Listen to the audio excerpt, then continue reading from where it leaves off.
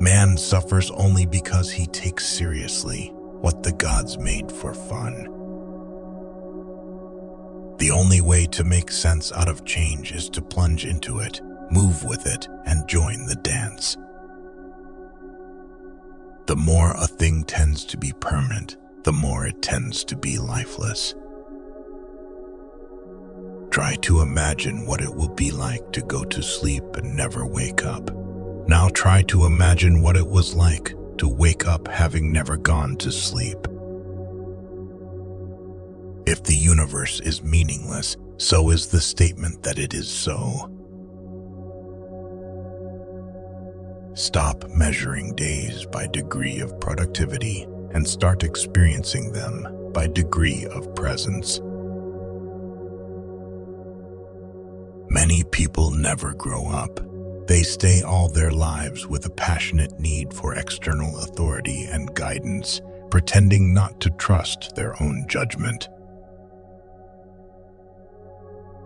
When we attempt to exercise power or control over someone else, we cannot avoid giving that person the very same power or control over us. If you wake up in India and tell your friends and relations, "My goodness, I've just discovered that I'm God," they'll laugh and say, "Oh, congratulations, at last you found out." Man suffers because of his craving to possess and keep forever things which are essentially impermanent. This frustration of the desire to possess is the immediate cause of suffering.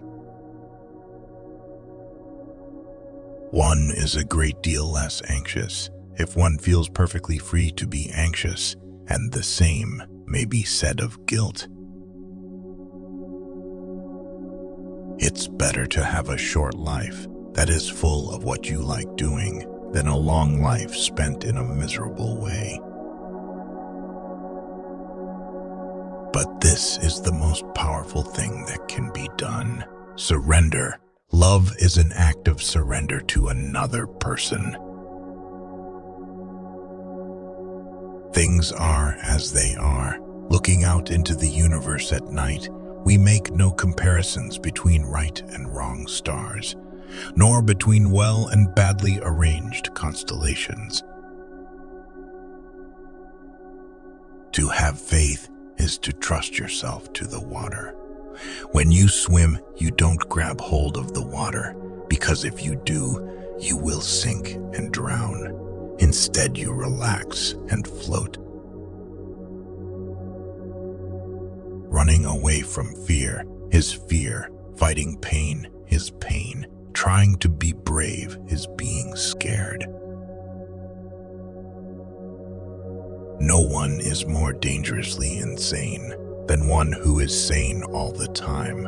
He is like a steel bridge without flexibility, and the order of his life is rigid and brittle.